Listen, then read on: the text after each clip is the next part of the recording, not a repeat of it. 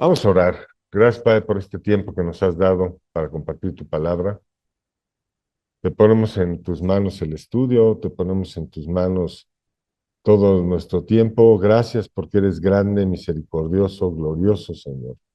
Gracias porque tus virtudes se extienden de una manera amorosa hasta nosotros y nos has llegado por medio de tu palabra.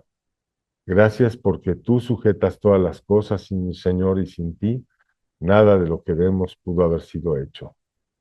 Te amamos, te alabamos, Señor, te bendecimos, te pedimos que en el nombre de Jesús, por favor, concedas a cada uno de nosotros y los que están viendo este estudio los deseos de su corazón conforme a tu propósito, para que puedas encaminarnos, darnos dirección por medio de tu influencia, Señor, en nuestro corazón.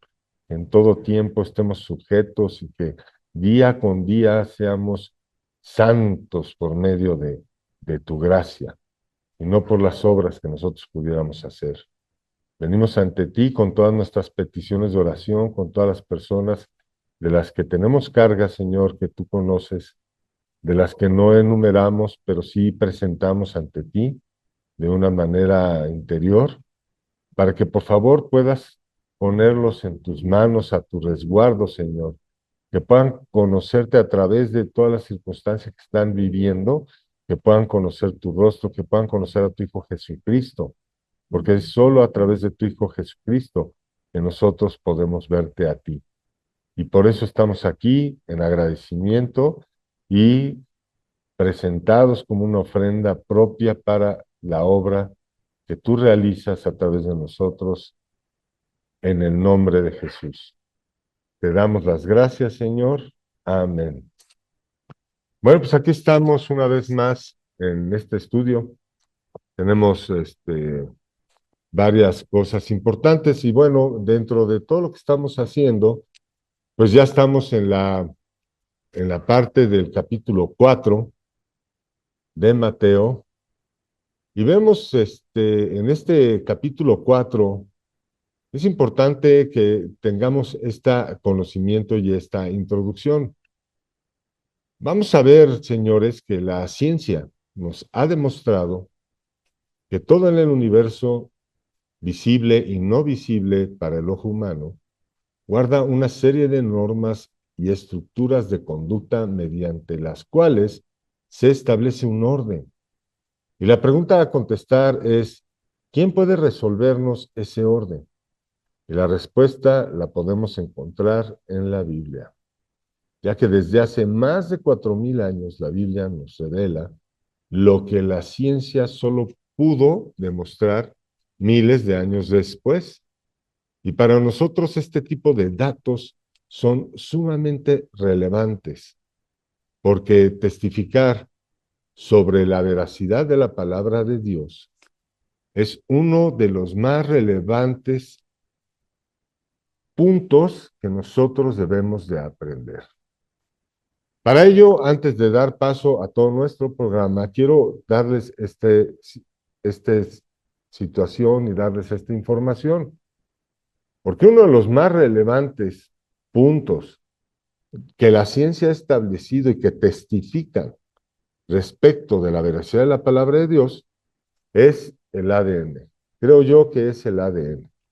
El ADN fue descubierto en 1869 por Friedrich Michel y que años más tarde, en 1953, es revelada la estructura de hélice por Francis Crick y James Watson.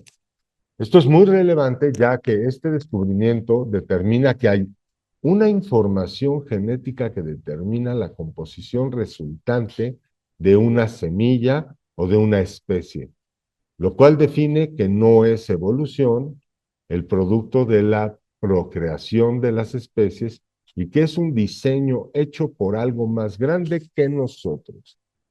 Y es solo la Biblia, de en medio de todas las filosofías y formas de estructura de pensamiento, es solo la Biblia la que nos da respuesta a esto, ya que hace más de 4000 años Dios determinó esto cuando por su palabra fue establecido que Y les voy a dar lectura a lo que dijo Dios en el Génesis 1:11. Después dijo Dios, produzca la tierra hierba verde, hierba que dé semilla, árbol de fruto que dé fruto según su género. Hay que subrayar esa palabra, su género, que su semilla esté en él, sobre la tierra, y fue así. Y produjo pues la tierra hierba verde, hierba que da semilla según su naturaleza, y árbol que da fruto cuya semilla está en él, según su género. Y vio Dios que era bueno. Con esto, amados hermanos, queda ya establecido y tenemos que tenerlo bien fundamentado. Claro, este es un punto que estamos presentando aquí, de muchos y miles que están evidenciados por la ciencia y escritos de la palabra de Dios. El peso de la palabra de Dios es la que da vida a todo. Y con esto, amados hermanos, queda ya establecido, porque cuando escrito está, Dios dijo, esta palabra, Dios dijo, la palabra decir, original hebrea es amar. Qué curioso que sea amar, ¿no? Y esta palabra amar, que es de una raíz primaria, determina una acción en su significado y expresa permanencia, afirmar, declarar, mandar, ordenar. Y es de esta manera que Dios forma todas las cosas con solo decirlo.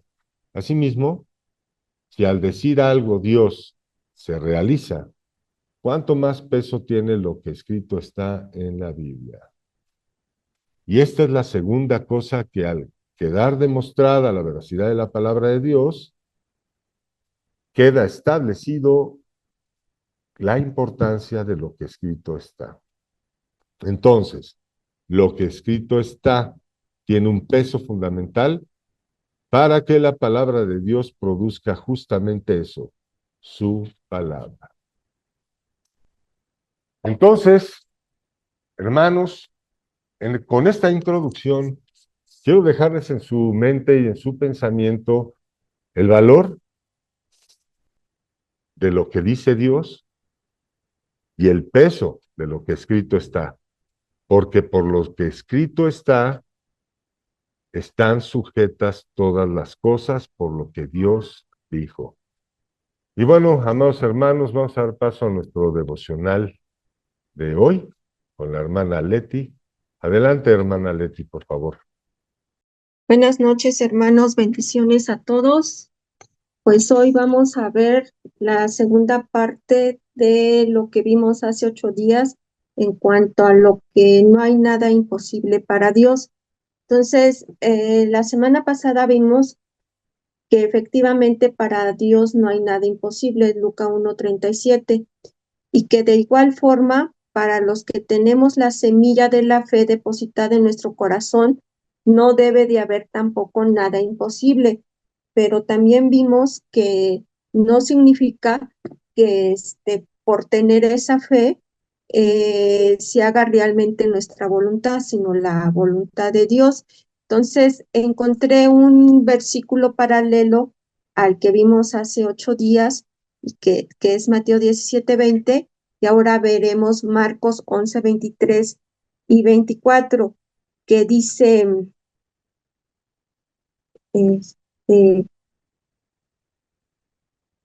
Marcos 11:23 y 24. Porque de cierto os digo, que cualquiera que dijere a este monte, quítate y échate en el mar, y no dudare en su corazón, sino creyere que será hecho lo que dice, lo que diga le será hecho. Verso 24.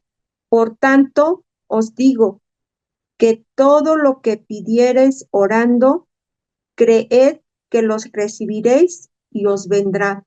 Entonces, repito, aquí Jesús no nos está diciendo que empujemos al monte con nuestras fuerzas para que sea removido.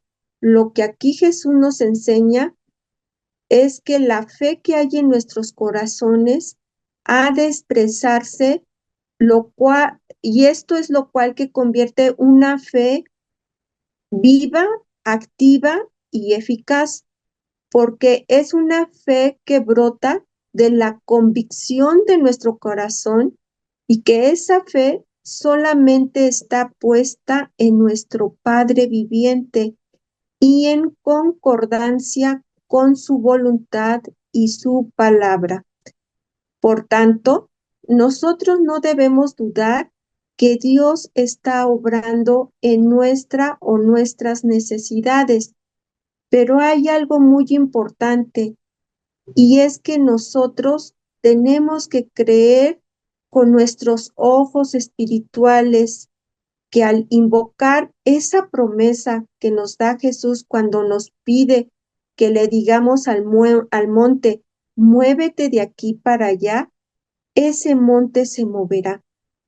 Pero si tú estás esperando en realidad ver físicamente cómo se mueve ese monte, entonces nunca podrás ver tu milagro, porque ya vimos que ese monte representa un problema o una necesidad que tenemos, ya sea de enfermedad, viviéndola nosotros o un ser querido, un problema financiero, un problema legal, algo que represente ese monte enorme que nosotros no vamos a poder remover. Es por ello que Dios nos pide que oremos creyendo que recibiremos una respuesta de parte de Él favorable. Y aunque esa respuesta no sea la que anhelemos, no importa, porque Dios es soberano, bueno y fiel, y siempre nos va a dar lo que para Él es correcto. Por eso en Primera de Juan 5:14 nos dice, y esta es la confianza que tenemos en Él, que si pedimos alguna cosa conforme a su voluntad, Él nos oye. Y si sabemos que Él nos oye en cualquier cosa que pidamos, sabemos que tenemos las peticiones que hayamos hecho.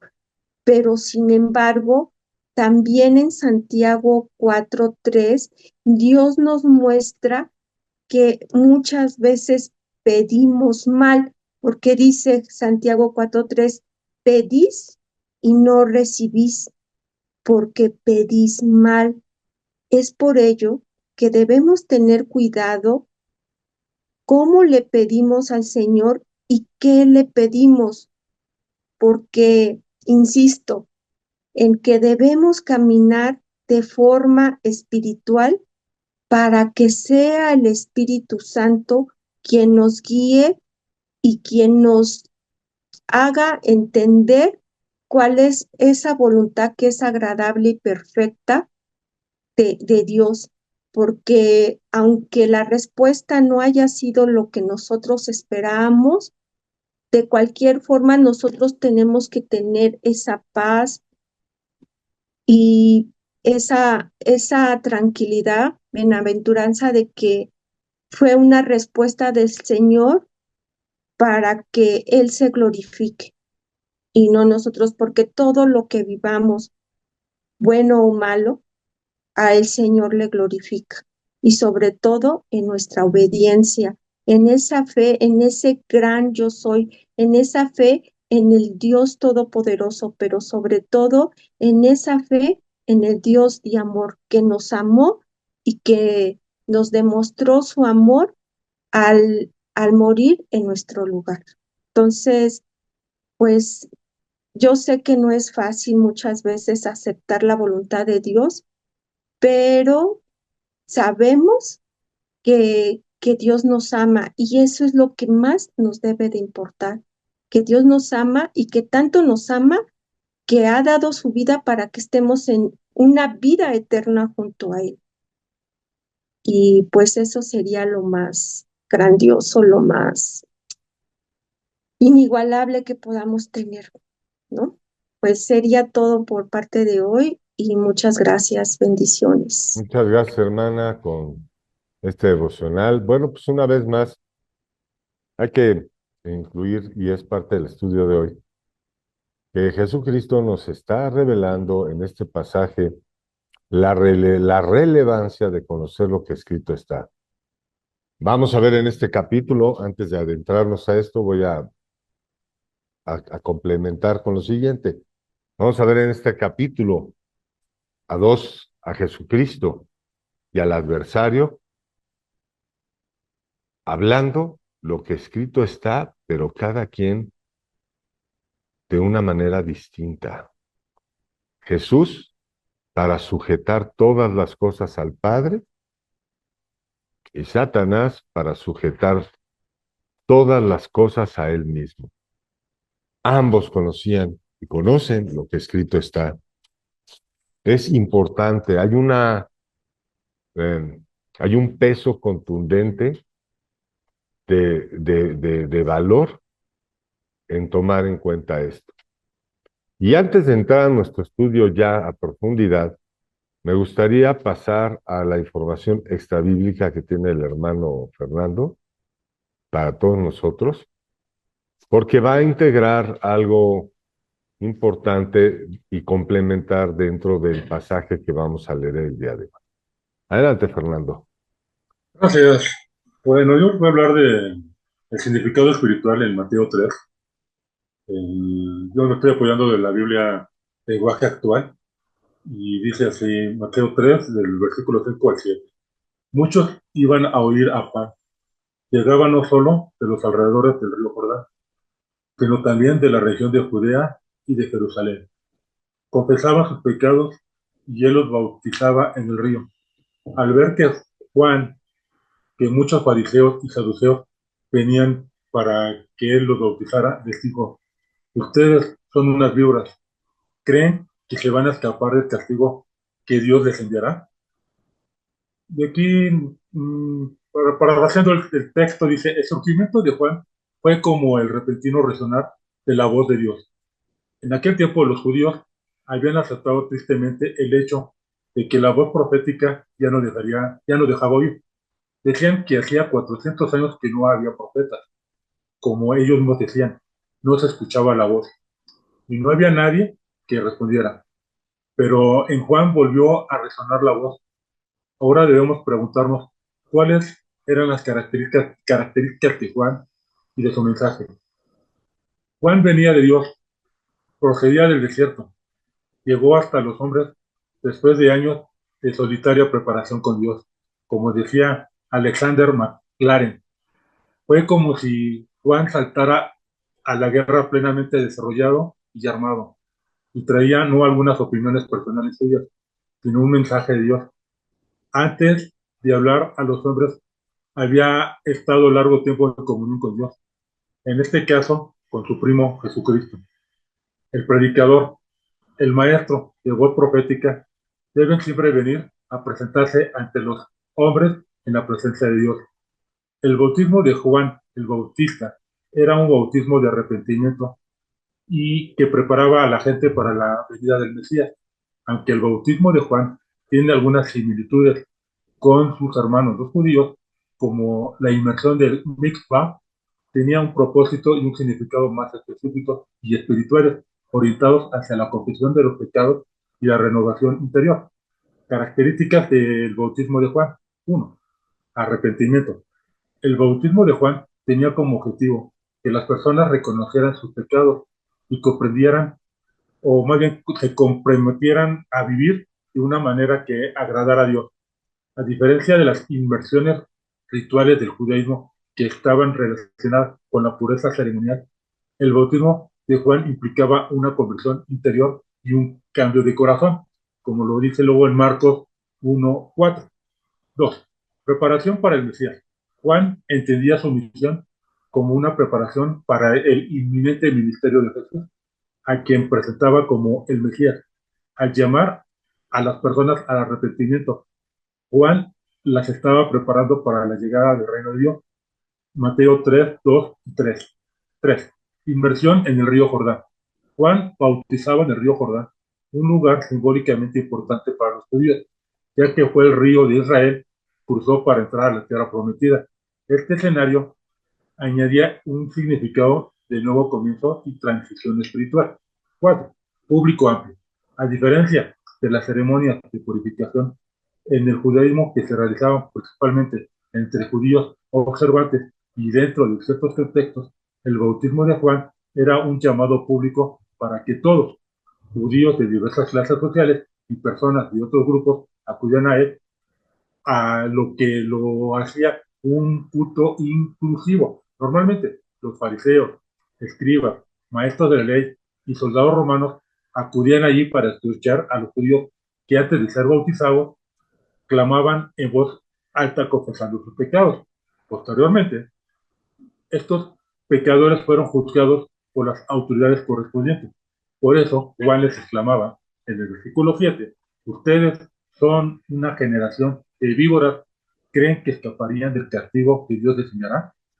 En ese espíritu, lo que Juan estaba reprendiendo puede que los judíos lo llevaban al último extremo, pero siempre hay que advertir que no se puede vivir el capital espiritual del pasado.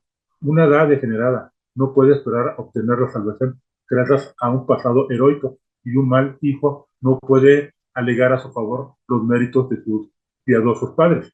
Así que Juan otra vez vuelve a la metáfora de la cosecha. Al final de la estación, él guarda de las viñas y de las higueras y de los olivos, y quitará de en medio lo que no habían dado fruto. No había más que arrastrar, más bien arrasar el terreno.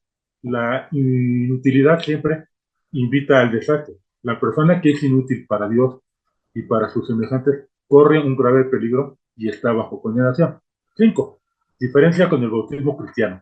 Mientras que el bautismo de Juan era un acto de arrepentimiento y preparación, el bautismo cristiano que fue instituido después por Jesús simboliza la muerte y resurrección espiritual del creyente, y es un paso de fe y compromiso con la enseñanza de Jesús y del Espíritu Santo. En conclusión, el bautismo de Juan fue una práctica única en la historia del judaísmo y el cristianismo temprano, y su propósito era guiar a las personas hacia una vida renovada en preparación para el mensaje de Jesús. Bendiciones, mis hermanos. A ver, Fer, una pregunta. ¿Me escuchas? Sí, te oigo. A ver, no entendí muy bien. ¿Qué tipo de vida llevaba este Juan el Bautista y qué tipo de vida llevaban los fariseos de esa época y los escribas para que nos ilustres y nos dejes más claramente la forma en que ellos vivían, demostrando que ellos no tenían la fe de Abraham, porque no tenían la conducta de Abraham? Ahora, sí creían en la fe de Abraham, pero ellos Ah, querían, como judíos, que ya eran un pueblo, ¿cómo se llama?, privilegiado, y no necesitaban renovar o purificar sus pecados. Entonces, como judíos, se sentían ellos como los intocables para los demás. pero no Entonces, se acercaron a Juan el Bautista para, quizá para recibir purificación, pregunto. ¿me vuelves a plantear la pregunta otra vez? Ajá. ¿No acaso se habían acercado a Juan el Bautista para recibir juntamente con todo el pueblo la purificación de pecados? Más bien se acercaban a Juan para escuchar, porque hablaba con otra con profecía. Imagínate, 400 años no había había un periodo de silencio y necesitaban escuchar una profecía. De hecho, Es es como considerado el cuando hemos último escuchado los profeta, otros ¿no? temas que nos ha compartido de Charles Spurgeon, un gran predicador, un gran hermano de la palabra. Pues algo así era en esa época. Ustedes van a escuchar algo que les diera esa fe, esa fortaleza de poder seguir hacia adelante.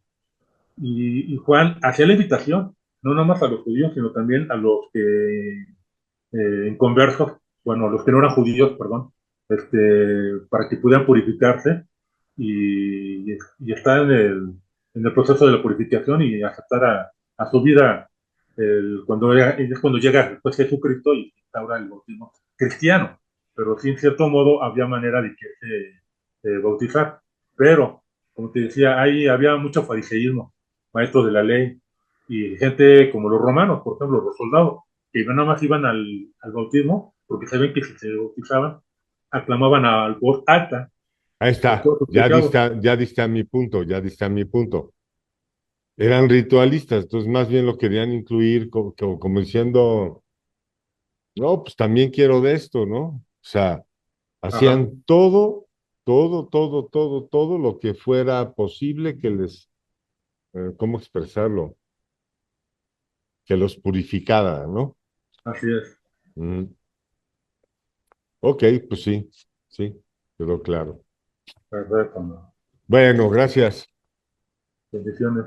Bendiciones. Entonces, llegando ya a nuestro capítulo 4 del Evangelio de Mateo, podemos encontrar algo que es impresionante, una reafirmación, a mi modo de ver, es una reafirmación del peso y el valor que tiene lo que escrito está. Es debe de llamar nuestra atención que después de que nuestro Señor Jesucristo dio cumplimiento con el bautismo de Juan, Dios haya determinado que fuera llevado por el Espíritu Santo al desierto para ser tentado. El motivo, creo yo, de por qué fue llevado ahí, quizá no va a ser el punto de este tema, pero lo que sí va a ser el punto de este tema. Y vamos a ver en estos pasajes el peso tan importante que tiene lo que escrito está, porque lo que escrito está fue dicho por Dios. Acompáñenme a dar lectura, por favor, con sus Biblias, a Mateo 4 del 1, versículos del 1 al 11. Tiene que ser muy importante para nosotros este encuentro que tiene Jesucristo con Satanás. Es muy importante que Dios lo haya preparado exclusivamente después de haber dado cumplimiento al bautismo de Juan. Y dice así: entonces Jesús fue llevado por el Espíritu al desierto para ser tentado por el diablo. Verso 2. Y después de haber ayunado 40 días y 40 noches, tuvo hambre y vino a él el tentador y le dijo: si eres hijo de Dios, di que estas piedras se conviertan en pan. Verso 4. Él respondió y dijo: escrito está, no solo de pan vivirá el hombre, sino de toda palabra que sale de la boca de Dios. Lo podemos ver esto en Deuteronomio 8:3. Verso 5. Entonces el diablo le llevó a la santa ciudad y le puso sobre el pináculo del templo y le dijo: si eres hijo de Dios, échate abajo, porque escrito está, a sus ángeles mandará acerca de ti, y en sus manos te sostendrá para que no tropiece con tu pie en piedra, para que no tropiece con tu pie en piedra. Verso 7. Y Jesús le dijo: escrito está también, no tentarás al Señor tu Dios. Deuteronomio 6:16. Verso 8.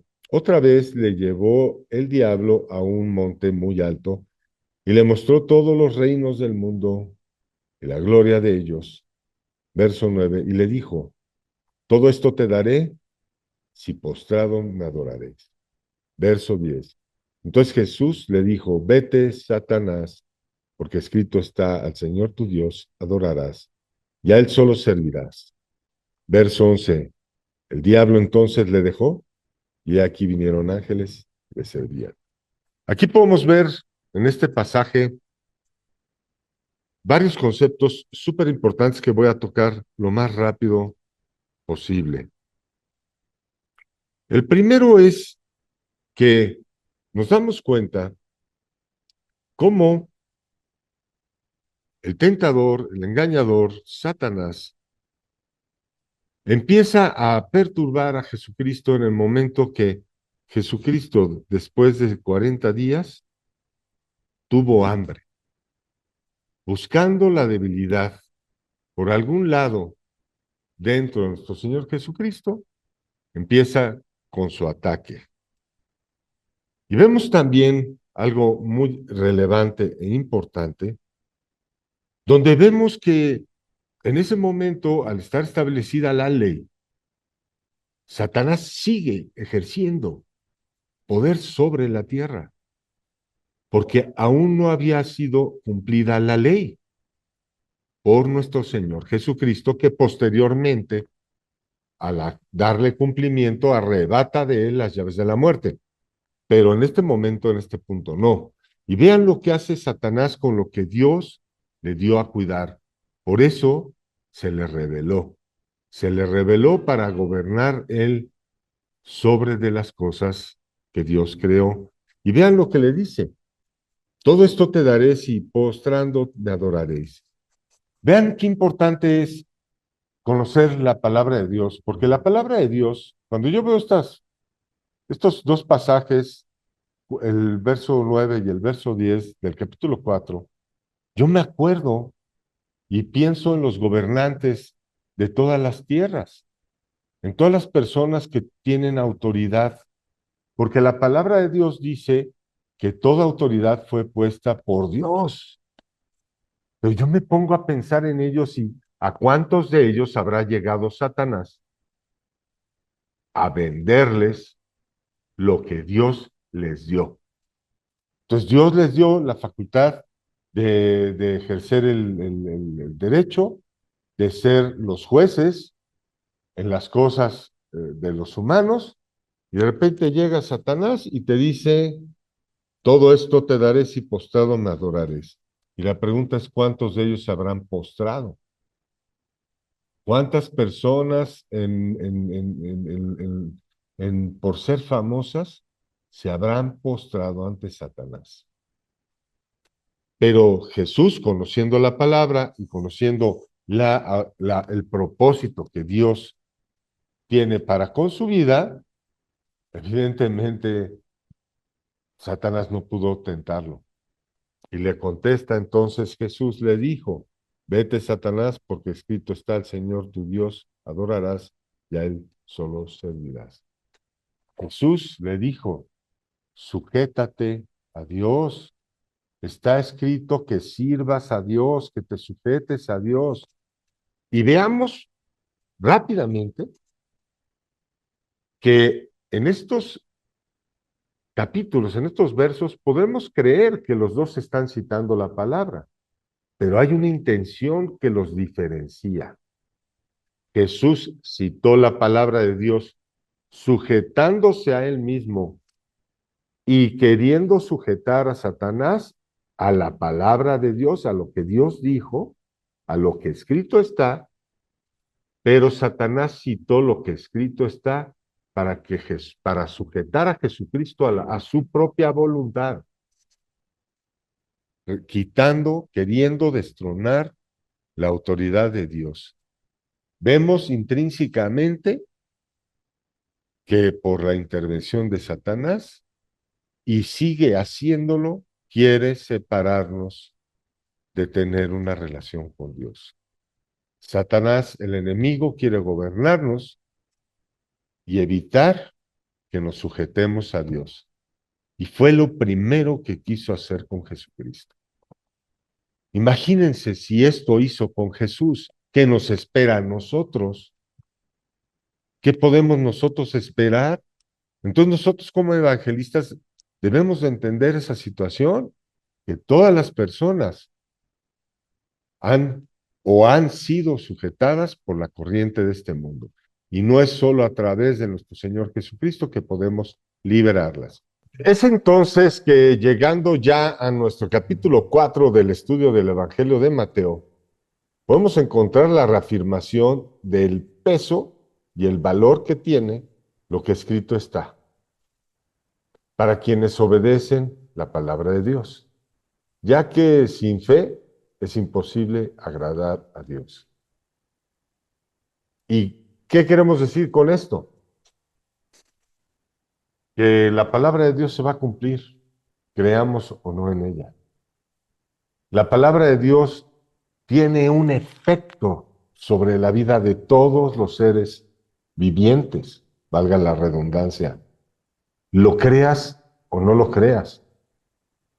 Lo que ya se cumplió de la palabra de Dios ya es obra cumplida, ya está hecho.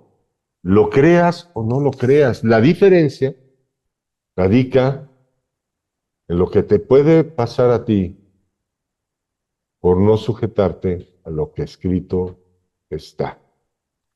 Es impresionante que después de que nuestro Señor Jesucristo dio cumplimiento con el bautismo de Juan, Dios haya determinado que fuera llevado por el Espíritu Santo, por su Espíritu, al desierto para ser tentado. Y vemos en estos pasajes el peso tan impresionante que tiene lo que escrito está, porque lo que escrito está fue dicho por Dios. Y eso debe de tener un peso, una relevancia, un algo en nosotros, ¿no? Entonces cualquiera pudiera pensar que la palabra de Dios es un solo libro más. Y vemos ya, por testimonio de Jesucristo, que la palabra de Dios tiene poder inimaginable para nosotros, pues en su palabra en la palabra de Dios están sujetas todas las cosas. Lo sepas o no lo sepas, lo creas o no lo creas. Veamos aquí la importancia de que nosotros como evangelistas enseñemos el valor de lo que escrito está. Instruirnos a nosotros en el conocimiento de Dios para demostrar el valor que tiene lo que escrito está en la Biblia, el peso que puede ejercer la Biblia en nuestras vidas para liberarnos de la esclavitud de la ley, para liberarnos de la corriente de este mundo. Si nosotros, al compartir la palabra, no tenemos o no hemos pedido a Dios esa facultad y no se ha manifestado en nosotros esas capacidades, hermanos, tienen que orar fuertemente para que eso sea manifestado en sus vidas. Es como ir al frente de batalla sin balas y sin fusil. O quizá vas con el fusil, pero no llevas las balas. Porque entonces ¿a quién vas a desatar? ¿A quién vas a liberar si no estás hablando la palabra de Dios? Y si no ejerces esa esperanza y si no reafirmas la fe de las personas a las que tú les estás hablando, en vano estás buscando edificar en ellos. Porque el que edifica es Dios. Y si el que trabaja la obra no está siendo edificado por Dios, en vano trabaja el que hace la obra. Dicho de otra manera, tenemos que esforzarnos e instruirnos. En ese sentido, conoceremos que lo que escrito está muestra contundentemente la diferencia entre el trigo y la cizaña, entre los hijos de Dios y los hijos de desobediencia. Y para entender este punto, vamos a observar que también nuestro Señor Jesucristo lo estableció claramente para todos nosotros cuando les habló a los fariseos y cuando les habló fuertemente a los escribas y a los judíos y a toda persona que se acercó, porque recuerden también que cuando fue llevado ante las autoridades, él dijo, le dijeron, ¿qué no ves que yo tengo poder para salvarte o para condenarte? Jesús dijo, ningún poder tienes tú que no haya sido dado por mi Padre, porque escrito está. Inclusive al hombre, Jesús le declaró sobre lo que escrito está. Y para esto vamos a dar lectura a Mateo 21, 13, por favor.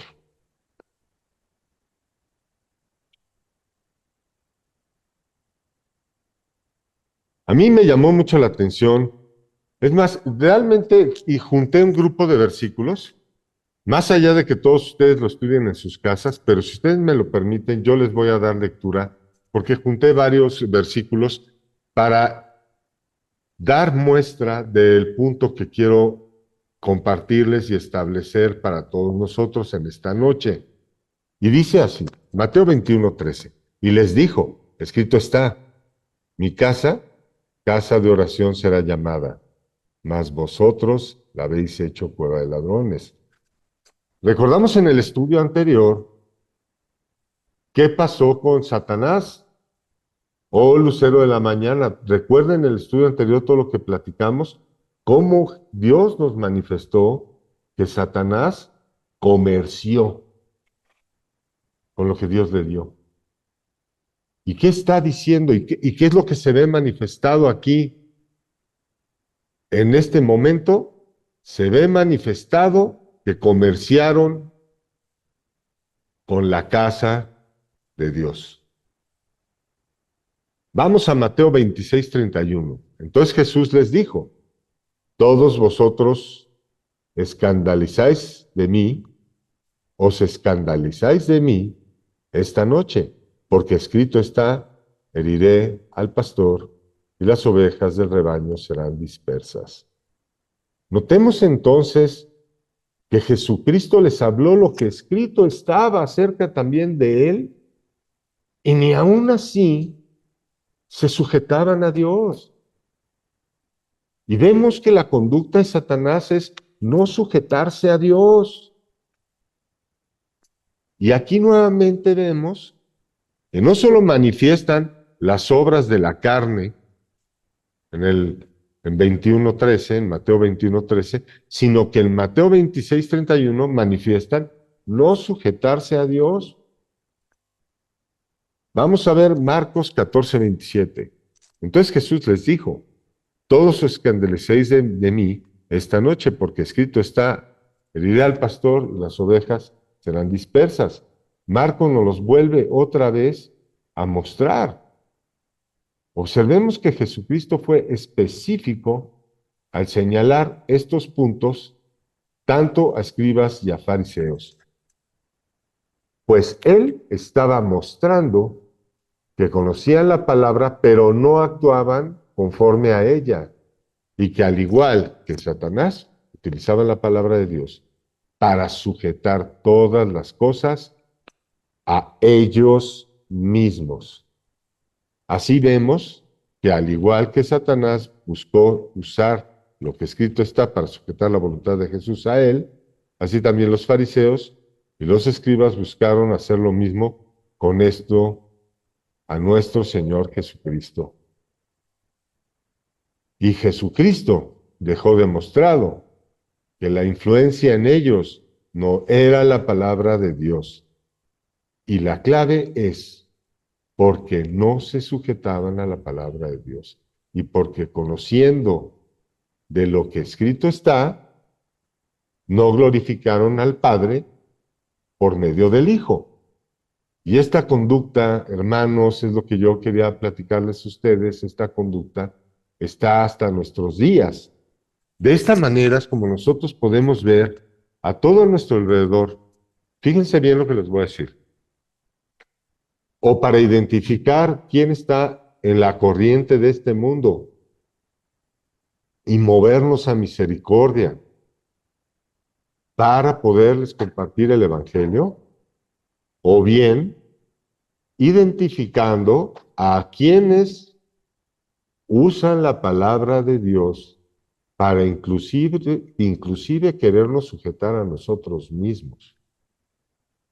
Ya no son tiempos que tú puedes pasear por las redes sociales, por una película o una música o una canción y dejarte sujetar por ella.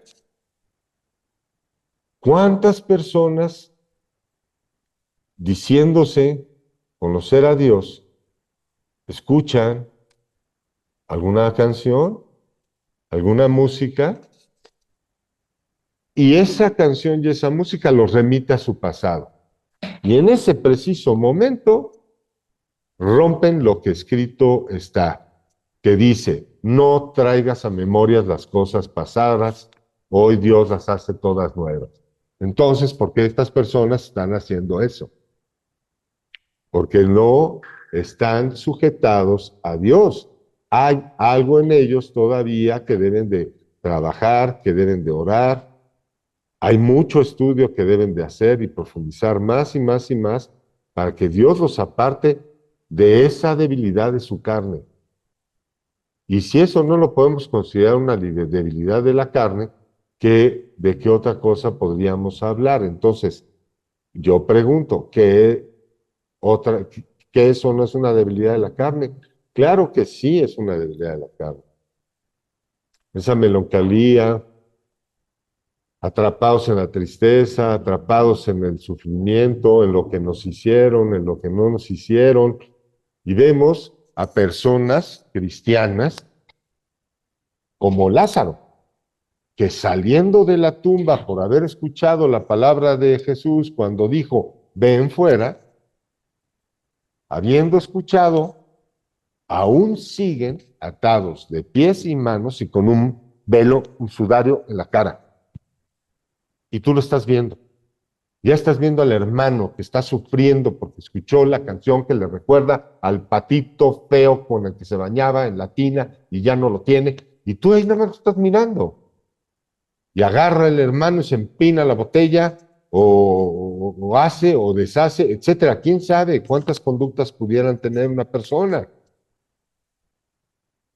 Porque no necesariamente tiene que estar tomando, pero sí vemos que una persona escucha una frase, escucha esto y se detona en agresión, en tristeza, en enojo. O sea, el simple hecho de que se deprima por haber escuchado algo ya es un problema, motivo para tú creer que esa persona es un Lázaro atado de pies y manos con un sudario en la cara, si sabes que es un una persona que conoce de Cristo, que aceptó a Cristo, que lo tiene en su corazón. ¿Y cómo lo notamos? Porque están sufriendo, porque no pueden hacer, no se manifiesta en ellos lo que escrito está. Fíjense qué curioso. Un hermano cristiano que está atado de pies y manos y que trae el sudario en la cara, lo podemos notar porque está sufriendo, pero el motivo de su sufrimiento es porque en su vida no se manifiesta lo que escrito está. A diferencia de estas personas que Jesús nos señaló, que no manifestando lo que escrito está, les vale gorro, son felices, hacen de su vida un camote y todavía creen que están bien. Y entonces Juan el Bautista, pues por eso les dijo, víboras, están prestos para que los quemen. Así se los dijo. Y lo vimos en el estudio anterior. Entonces hay una gran diferencia entre el trigo y la cizaña, tremenda. El trigo se dobla sufriendo por no hacer la voluntad de Dios. A ellos, hermanos, para eso estamos llamados nosotros, para acercarnos, estar con ellos, darles la consejería, desatarlos de pies y manos, liberarlos. ¿Pero cómo? Dándoles a conocer lo que escrito está. Y les voy a dar un ejemplo. Una vez un hermano me llegó y me dijo, oye, es que yo creo que necesito liberación. Y yo dije, a ver, ¿de qué me estás hablando, hijo? ¿Que no aceptaste a Cristo? Me dijo, sí. ¿Y qué acaso no te diste cuenta que fuiste comprado por precio y que fue el pago su sangre preciosa? Me dijo, sí. Entonces, ¿qué? ¿Tú crees que te compró a medias?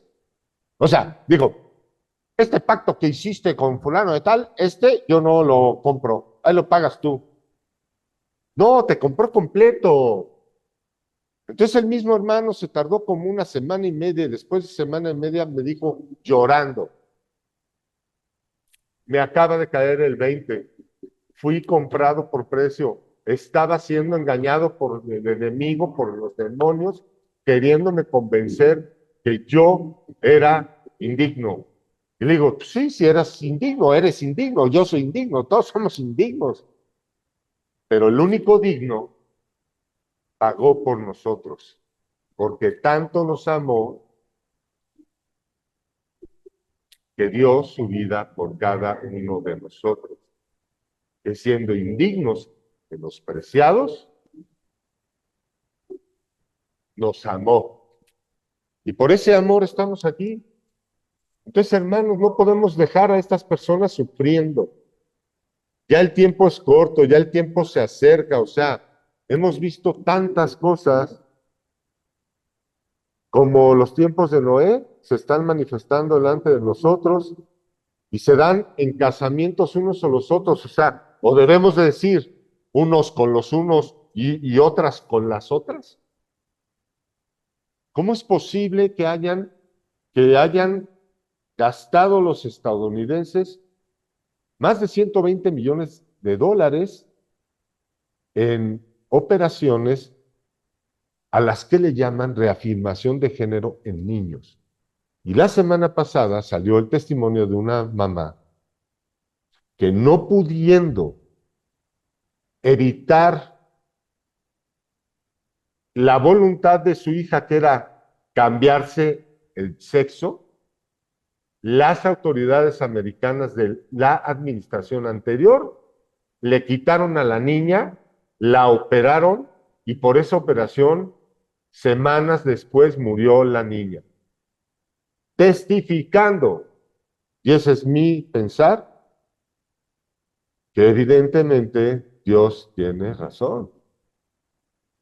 Él nos diseñó y el hombre no puede cambiar la voluntad de Dios.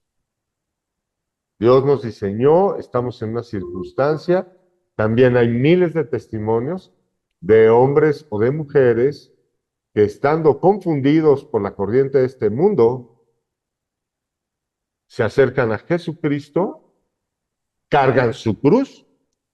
¿Y cuál es la cruz? Que somos pecadores.